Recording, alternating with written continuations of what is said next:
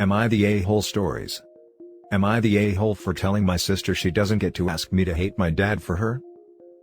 So, my parents divorced when I was 3. My mom was cheating on my dad, and my sister, who was 18 months younger, turned out not to be his. My dad knew she was cheating and he left her just after my sister was born, which is when he found out. He had to fight for a DNA test, and then he had to fight to not be her father. We both know about it. Our mom was never shy about saying it. My sister has always been jealous that I have a dad and she doesn't, and I always understood. But around 5 years ago, she started saying I should hate my dad because he abandoned her and didn't step up when she had no other family but our mom and me, and he left her out when all she wanted was to feel included. I told her my dad was an amazing dad to me, and I could never hate him. Ever since, we have had a pretty horrible relationship, that is volatile enough that I moved mostly with my dad. So, I only see her and my mom occasionally now, but she is still pissed and wants me to cut out my dad for not wanting her. Since I turned 18 in November, I haven't seen them at all, and she has started saying I'm siding with an abusive piece of crap, a horrible person and father, who would leave a child worse off because the chick he was with banged another guy to make the baby. She said as my dad, he should have loved her through me, and that I owe it to her to stand up for that. I told her again that I won't hate my dad for her when he has been a good dad to me. She called me names. I told her to learn how to accept things, and go after mom for her bio father if she wants to find out, and maybe blame her, since she's the one who cheated and created the whole mess. Am I the a-hole? I feel bad because I know this has hurt my sister her whole life. Now for the top comments. Not the a-hole, why doesn't she hate your mom? At the end of the day, it was not your dad who created this whole situation. She doesn't hate her mom because her mom is the only one she has. OP, you're not the a-hole, but be gentle with your sister, and advocate for her with your mom to get therapy. Not the a-hole. Your sister has a mom problem, not a dad or sister problem. The problem is, she's only got the mom, so she's putting her on a pedestal because of her needs in all likelihood. Sets you up for a miserable future too, sadly. Sister needs counseling. Not the a-hole. You're right, your sister needs to be mad at your mother. Your father was well within his rights to not want to raise another man's baby. It sucks that your mother has warped your sister's thinking to such a degree, but why should you hate a man that been nothing but good to you? Your sister needs professional help to move past this. It's an unhealthy obsession she has. Imagine being so jealous of someone, that if you can't have it, they can't have it either. This is sick, and mom is 100% to blame. Not the a-hole. Now for the next story. Am I the a-hole for telling my parents they only have one daughter and she is 6 feet in the ground? This all started when I was 12 years old and my younger sister was 10. Let's call her Abby. Well, Abby started to get sick and no one in the family knew what was going on. I started to be dropped off at my grandparents' as they went to different doctors. I'm not going to go into her illness, but when the doctors figured it out, it was bad. So, a lot of time was devoted to my sister. When I was 14 it got worse, and I started to be left at my grandparents' for longer amounts of time. It started with just staying the weekend, and then maybe the whole week. I would bring it up, and they told me that they have to focus on Abby. Soon I was staying there for months. By the time I was 16, I was basically living there full time. I would maybe see them every other month. If I texted them about the whole thing, the same response was always sent: we need to focus on Abby right now.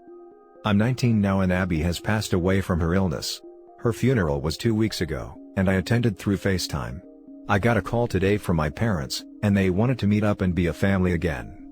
I told them that they abandoned one child for another. I am not their child anymore. That they only have one daughter, and she is 6 feet under the ground now.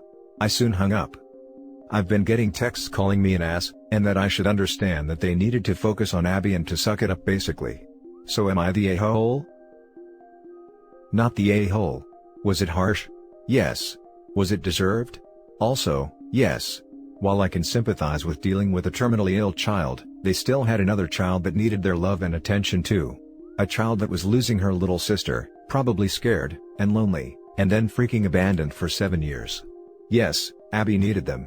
But you did too, and they failed you miserably. And they failed Abby too, who might have enjoyed a relationship with her sister in the few years she did have to live. And they failed Abby too, who might have enjoyed a relationship with her sister in the few years she did have to live. This is what I keep coming back to. It's unconscionably cruel to keep two siblings from spending time with each other, while one is dying. Not the a-hole. As a parent who had a terminally ill child, I made sure that my other kids still knew that I loved them, and even organized people to sit with my child in hospital while I spent quality time with my other kids. It's hard being a parent knowing that your child is going to die, but you don't ever push away your other kids. I'm so sorry that you were abandoned by your parents, and I'm sending you huge hugs and love right now. You have every right to be angry at them, and don't let anyone else tell you otherwise, as none of them were in your shoes. Take time to grieve for your sister and your lost relationship, and most importantly, please be kind to yourself. You do matter. This is good advice. Hugs to you, OP. I'm sorry for all you have lost. Not the a-hole. While having a seriously ill child is challenging and will often take priority, it doesn't give your parents license to simply send their other child away and stop parenting them. They abandoned you, and now that your sister has passed away, they want to rug sweep their behavior and play happy family. It's completely understandable that you do not want to have a relationship with them. Therapy may be beneficial for you to process losing your entire immediate family. They need to respect your boundaries. Sorry for your loss and good luck. They're treating her like a book they left on the nightstand. Now, 7 years later, they want to pick it up and go, alright, where did I leave off? You can't do that with people. The next story is titled, Am I the a-hole for breaking a child's heart for money? Sorry, it's my first time posting because I'm really desperate and need advice. Also, English isn't my first language, so sorry about that too. I'm 23 female, babysitting since 2 years ago for a single mom. She paid me fair for this, and for 1.5 years, I was babysitting 2 times a week for her child, 5, and in the last half year, it was 3 times a week. The father of the girl was never in the picture, and she had multiple babysitters since she was very little. Because her mother works every day like 10 hours or more, she works in a very stressful, but very well-paying job in the finance world. She doesn't see her much. She had like 3 babysitters before me, and now it was only me and another one. At first, she didn't like me, and always cried about everything and threw tantrums. But after months of me comforting her while also setting rules, she started loving me, and I really love her. But her mother gave me more and more to do. First, it was 2 times a week for 4 hours in the afternoon. But since 6 months ago, it was 3 times a week for 6 hours. I'm studying to become a teacher, and I didn't need the extra hours or money, but I needed more time for studying.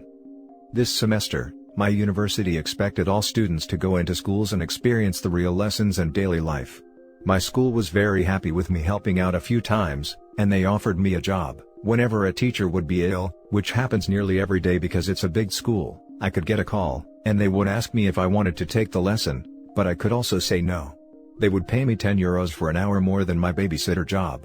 I really hesitated at first, but it would be also better for my future, so I decided to do so. When I told the mother of my babysitted child about it, she screamed at me and cried. She said that since her child now loves me and accepted me, it was heartless and cruel for me to go. And that I'm breaking a young girl's heart only for money, and maybe she will have trust issues because of this. I was shocked and really sad, and I felt guilty. I called my mom to talk about this, and while she agreed that it's better for my future to take the job at the school, she also said that she wouldn't do it because a child is always more important than money. Now I feel like a heartless monster, and don't know if I'm the a-hole for this. I agree that a child is more important than money, but I don't know. It's not my child, and I don't know if this is an a-hole move. Now for the top comments. Not the a-hole, the mom sounds manipulative. You have to set boundaries and put yourself first here. You have to set up your future. You don't want to be working for this lady forever, right? OP needs to read this. She's being emotionally manipulated into keeping her job as a babysitter. But there is no future in that job. That mom is using her child to prevent OP from leaving. OP, please leave. It's sad for the kid, but it will also be a lesson. Sometimes people come and go in life, and she can still see you occasionally. You're not abandoning her. You are making sure that you have a future. Hey, so yes, I really read a lot of comments and I couldn't see it from the start, but I see now that this is very manipulative behavior from the mother. I really feel for her, because it's often hard as a woman to have a career and a child, and this girl is so sweet, but you all are right. I will take this job and try to enjoy it the most. Thank you all very much for your help. Not the a-hole. Kids grow attached to babysitters, and this mom was attached to your convenience. You're studying to be a teacher, take the teaching job. Mom needs a nanny and to grow up. Exactly. There are plenty of people who do this as a long-term career, but I guess it's cheaper to hire a student babysitter, and then try to manipulate them into staying long-term. Even when you know up front they are training for a different career. Not the a-hole. The mother definitely is. It's really hard being a single working mom, but you cannot blame an innocent bystander. You did your best. It was always going to be a temporary arrangement, either you would graduate or the child would no longer need a sitter. You could always decide to stay in touch with the child if you and the mom both think that's important. I did with a family where I babysat. I still go to birthdays and stay in touch. Congratulations on your new job. Thank you. I will message her that I would love to see my babysitted child a few times a month, but not for paid babysitting, only for spending time together. And thank you. I can't quite be excited for the job yet, but hopefully it will come. Edit. I read a lot of comments, but I can't answer every single of them. First of all, thank you for the bottom of my heart for all the messages. It's very kind of you and I feel not so guilty anymore. So, I will take this school job. Due to COVID, the mom works from home and I wrote her some good nanny and babysitter agency. I will babysit for the next 4 weeks, if it's necessary due to mom being at home, and will slowly talk and adjust the girl to me not being around anymore. I will not work for them past this 4 weeks, but I said that occasionally, like 2 or 3 times in a half year, or something like that, I could visit them both, when they are home together. I asked my mother why she isn't supportive of me, and she said that's because she can empathize with the mother, due to the fact she was a single mother as well, but I didn't have any babysitter though. But she said she was sorry and will try to be supportive. Thank you everyone. And now for the last story. Am I the a-hole for not letting my son's former fiancée see him? I have a deceased son named Adam and he passed away 2 months ago. He was only 21 years old and was suffering from a chronic heart condition.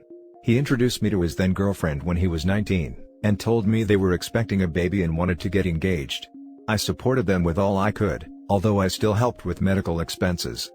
He was working a job /studying /paying bills. He was exhausted but excited to be a dad, and he loved his son more than himself. 3 months after his son was born, Adam's condition got worse. He spent time in and out the hospital. He was in a wheelchair and was too weak to walk, but was aware of what was happening. His fiancée moved back with her parents. After my son requested to see his baby, she declined and didn't allow it. She didn't even visit, just called. I talked to her, and told her Adam was at my home and she should come see him and bring their baby with her. She came, but only to give back the ring, saying this was too much for her and will not live like that. She said she wanted to move on and provide for her son. My son was devastated. Next thing we knew, she flew out of country before we could even consult a lawyer. We knew nothing about where she was and all means of communication were cut. It was hard watching my son sad and missing his son. All he had of his baby were pictures. He was devastated. He was melting like a candle in front of me and I stood there helpless. I got him a medical device because he had trouble breathing on his own and 2 months ago, he was admitted to the hospital. He had late-stage heart failure and was on a vent machine. The doctor was honest with me and said that Adam was too weak for another surgery. I was devastated that I let the family know what was happening, including Adam's friends. Turned out, one of his friends was in contact with Adam's former fiancée on social media, and told her. Next thing I knew she was standing in front of me wanting to see Adam. I was surprised to see her. I politely told her to leave, but she insisted, and she brought mutual friends to try to convince me, but I refused. I got mad I had to get the security officer involved, and she ended up being told to leave right then. She started yelling at me and told me I had no right. Called me cruel and other names I can't say here. Adam's friends sided with her and were yelling at me too. I felt too much pressure. Adam passed away later that day at 6 p.m. I couldn't take it. I found myself dealing with her and their friends yelling at me again. My brother thought what I did was wrong. The funeral wasn't quiet nor peaceful, as I had to argue with everyone pointing out what I did was cruel. I was carrying my grief along with this. She again stopped me from seeing my grandbaby, as a way to spite me for what I did. I know there has to be something I can do, this is my grandbaby. Now for the top comments. Not the a-hole, she left him when he needed her the most.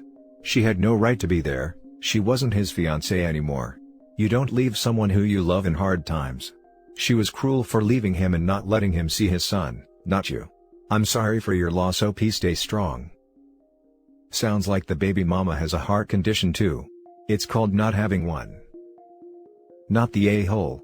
She knowingly got into a relationship with someone suffering from a heart condition, a condition which, might I add, you paid the medical bills for, and then abandoned the guy when it got too real, even keeping him away from his son. For all you knew, you were being protective of him, even if your actions were probably also rooted in some spite. I'm very sorry for your loss. I can forgive, deciding that it's more than she can deal with, even if she initially thought she could handle it.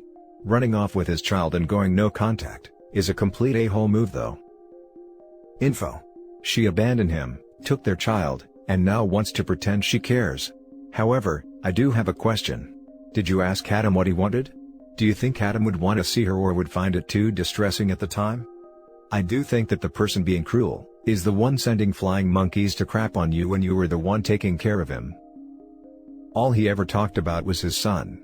From what I understand, she came without him, so she had no intentions of letting us see the baby. Adam was already unconscious when she came. It was sudden and I didn't expect her to come back. And that's it for this video, guys. If you have thoughts to share, leave a comment below. Don't forget to hit like and subscribe if you like this content. I'll catch you in the next one. Good day everyone.